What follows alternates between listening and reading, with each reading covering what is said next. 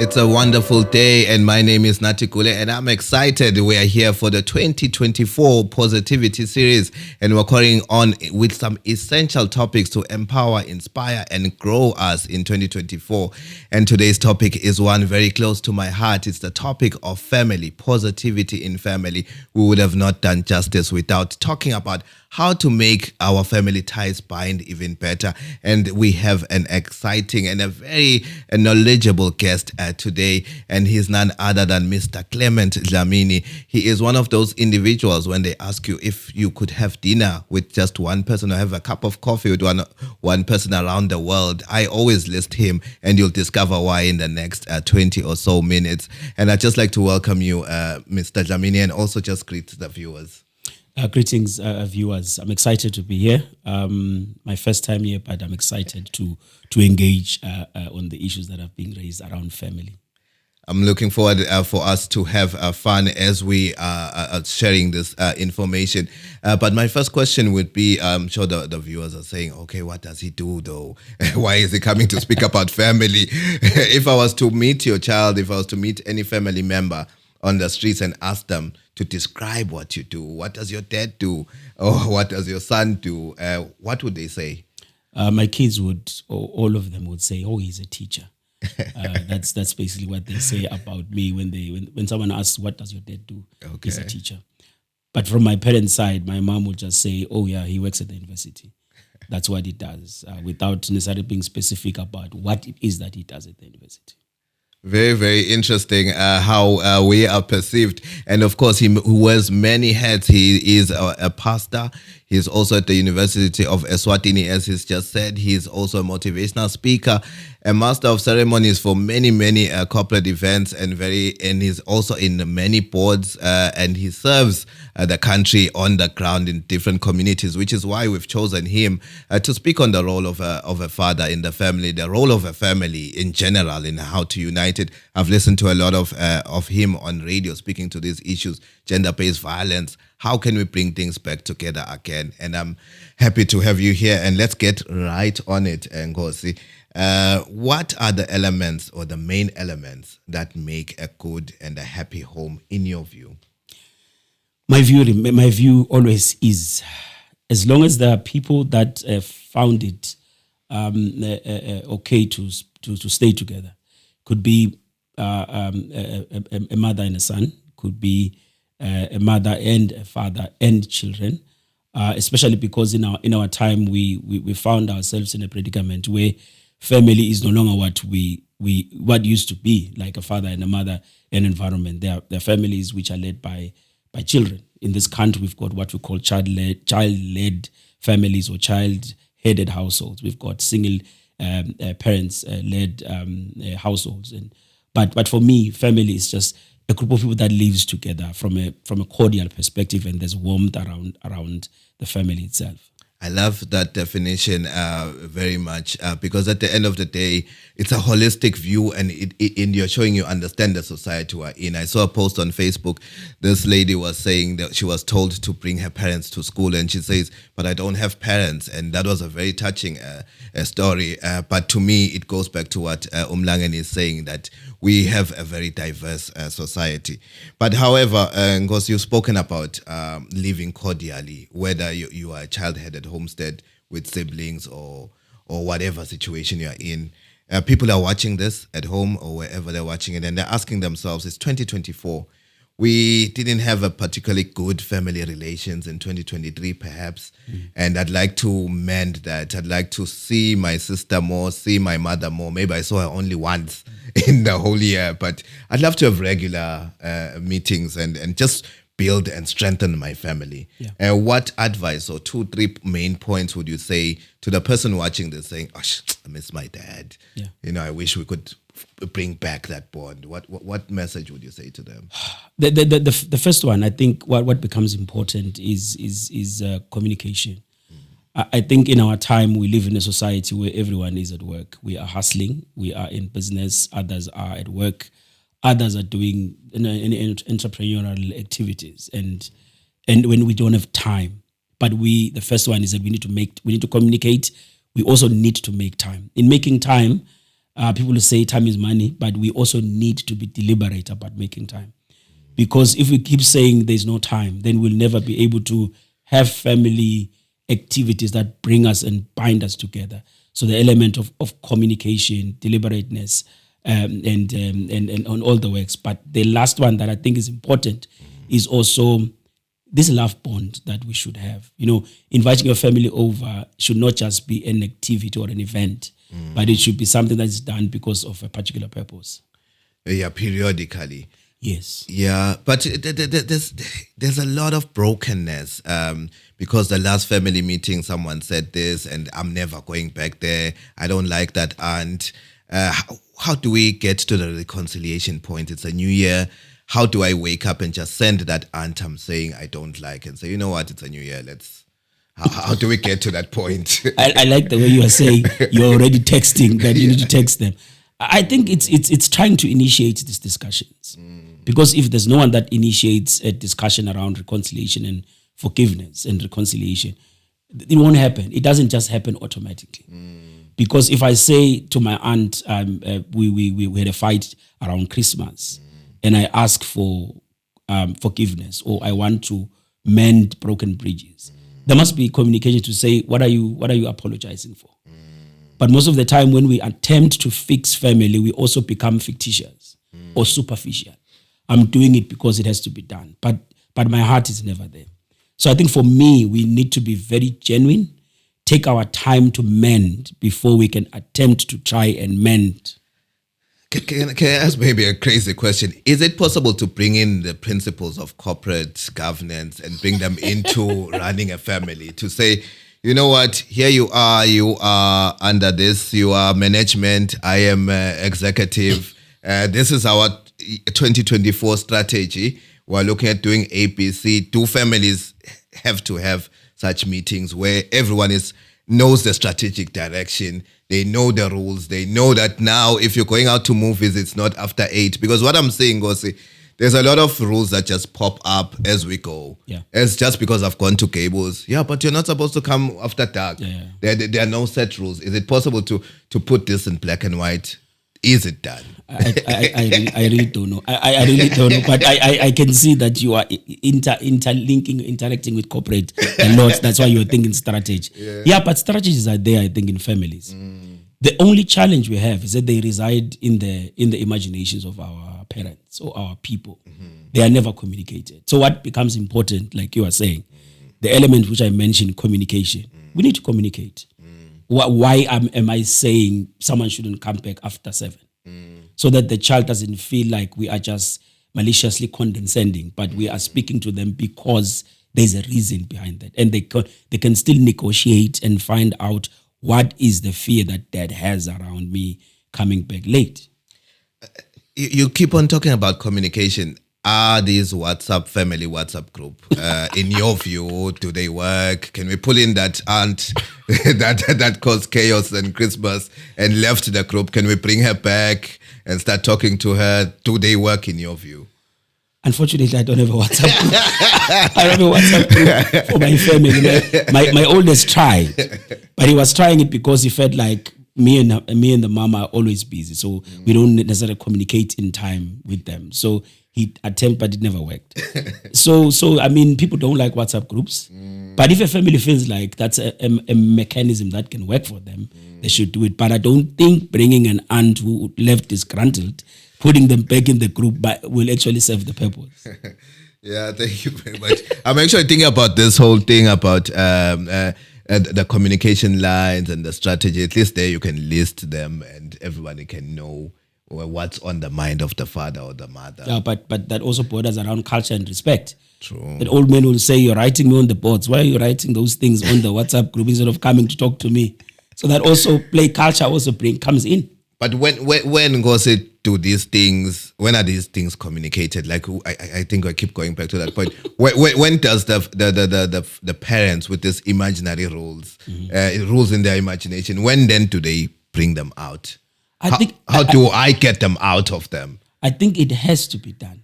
It's only that it's not a culture for us as a Maswat to do that. Okay. So the modern family now attempts to do stuff like proper communication, like engaging. I'm going to be late, and this is why I'm going to be late. But in the past, I don't need that. I don't need to explain myself to anyone. I just show up.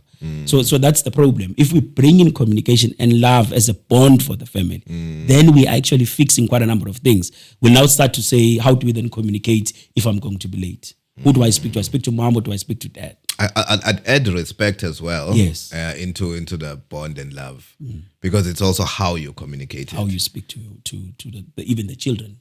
100%.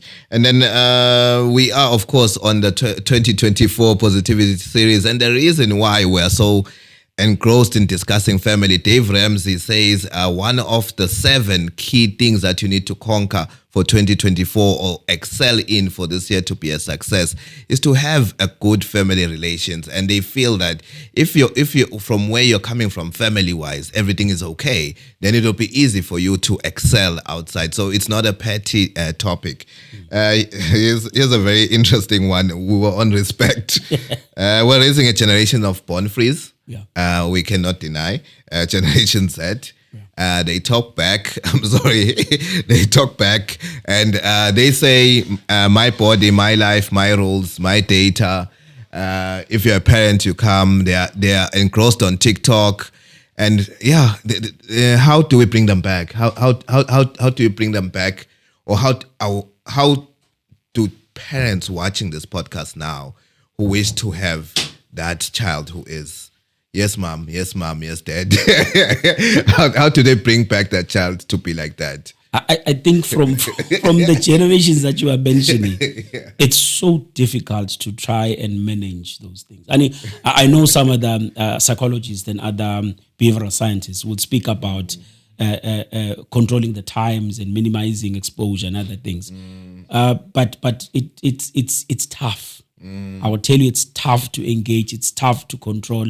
And at the same time, it borders around your levels of what do they call it? They call it it's my right to have access to some of these things. Yes. So, but I think with the family setup, the engagement that we spoke about, the communication, and also explaining the reasoning behind why you want to control the exposure. If we don't do that, and just only from an authoritarian perspective, then they are going to rebel. But if we use an authoritative type of approach where we engage, why am I saying this to you? Why am I controlling? What am I fearing? Because kids, if you lie to them and don't speak the truth, they will find the truth. So as a parent, we need to be as honest as possible on the ills of overexposure to social media. What can the families do? Like activities or things that they can watch that can bring them together, help the parent communicate better, help the child listen better and not talk back. Where is it? Church? They can go to church together. What forums or platforms can they do to try and save the situation of my body? I dress like I want. Don't tell me. You're asking about activities. Yeah. What I've seen work in other settings is organizing activities that you can do together, like you are a corporate person, like a team building type of approach. Where when we travel out or vacations, we make it our habits that we do activities together that communicate a particular value-based message, so that they understand that the intent. At the same time we are playing, at the same time we are educating, and we use it as a teaching we call it a teaching moment. If that happens, then it's easier for us to playfully engage in activities, but at the same time use those activities to teach. Now you spoke about the church. Let me just chip in with the church. The church, the unfortunate part about the church is that at church level we become also very superficial. We don't go deep into your the depth around relational familial issues, how to parent, and the different cadres of parenting. It becomes problematic. Wow. But how important is spirituality in the family context? I know one man once said to me, Zikule, if you find a woman in church, there's less problems. problems to deal with. So at family level, how important is spirituality? So you're speaking to someone who's a behavioral scientist. So one of the things, once you say spirituality, you're giving a blanket statement. Okay, Christianity. If you go Christianity, okay, that's that one. Yeah. That one I can talk about. Yeah. See, the area of Christianity is that the value base. And one of the problems that have made our children or families not to engage with us from a spiritual standpoint is that we say something and we live something different. So there's a disconnect between what we say and what we live. Okay. If we were to connect and try and synergize what we say and what we do, so that the kids don't look at the mouth and see the actions are actually the opposite. So that's how you inculcate the culture of spirituality in the family. Then part of that, you then add and engage on life-related issues. A problem that we have with spirituality is that sometimes we are just we are going to live and we're going to go to heaven, and no one speaks about how am I supposed to manage money?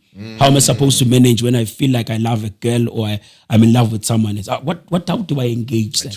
So once we just limit it to just praying and reading scripture and don't bring in life issues, then the kids quickly disconnect because, like you said, in social media, they are exposed to a lot of discussions that discourage spirituality. So if you bring it in and they see the results of the spiritual aspect of it, then it's easier for you. You have a better way of engaging with them. I think last question would be, there's this reward systems in families. Do this, and then I'll pay you money. Yeah. What's your take on those? They call it conditioning. It's a theory about conditioning. Yes, you condition your children. Are you conditioned? Even actually, HIV, they used to call it transactional relationships. It works. It works as long as the people that are engaging in the transactions or the conditioning understand why it's being done. Okay. Otherwise, I believe in my boys. I say to them, you want money? You want to buy some new shoes? Let's do some chores. And for every chore that you do, I'll give you some money. Okay. So they know that you work for stuff. You don't just get them as freebies. I don't take away the fact that I will spoil them sometimes, just buy for them. So in my case, I say, if you don't talk back, then you're going to be rewarded. Yeah, you get 20 bucks. All right, we've come to the end of our show. We could discuss this forever and ever, but please do write on the comments. Mr. Dlamini is available. Umlangen is available at any time. He will be responding to your comments through me. And yeah, we'll just keep the conversation going. I'm sure you've benefited a lot. And also, as I'm just closing, I'd like you to think of just 3 things you'd like them to take away from positivity and a family for 2024. Just 2 or 3 things that you feel, if you had a moment to speak to 10,000 people watching and they are part of a family and they want to mend their family or they want to strengthen an already good family, you would want them to just take this home, and including those in child-headed homes or in homes where there's no mother or father. Yeah. The first one would be, we need to take stock. Taking stock is important. We need to understand, take stock. What's the current situation in the family? And what does it dictate to you? What is it saying to you? That's the first part. Because you're never able to plan for the future without knowing what the current looks like. And if you speak about the current, we're saying don't run away from all the things. Start with the positive and look at the negative. How then do we merge? We call it the strengths-based perspective. You look at the strengths. That's the first part of it. Once you identify those strengths, then you can then be able to say, what are the goals that we want to have? And I know people run away from goals and vision boards, but it's important for us to then ask ourselves, what do we want to change in our family?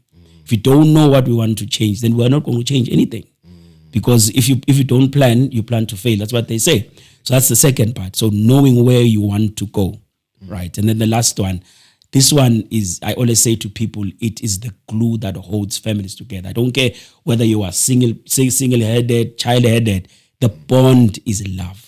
Love, deliberately love one another. Simple one would be, your birthday. When is my brother's birthday? Buy them a gift. If there's a birthday, let's have some lunch.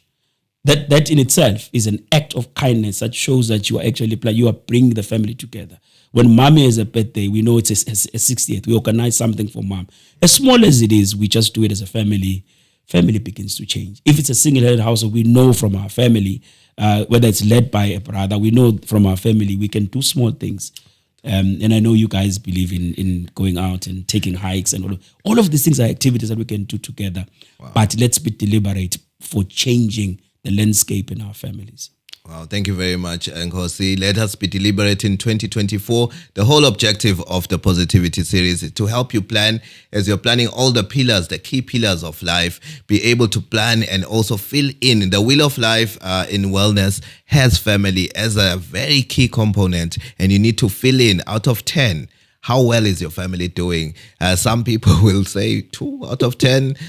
Some people will say 6. And if you're around 5, 6, 4 over 10, you are not going to be able to go forward on the other areas of life, because the wheel of life is a circle. Yeah. Once one circle is lower, it's going to affect the smoothness of the wheel. So make sure you take stock, as Umlangeni has said, and just be deliberate. And of course, the most important one, spread love, do those random acts of kindness, and because those, they really, really last. Just bringing a chocolate for your little sister, it just changes her attitude towards you to say, you know what, he's not a bad big brother after all. Yeah. So, ladies and gentlemen, do join us for our next podcast. Thank you so much for joining in, and do have a positivity-filled day. Thank you very much.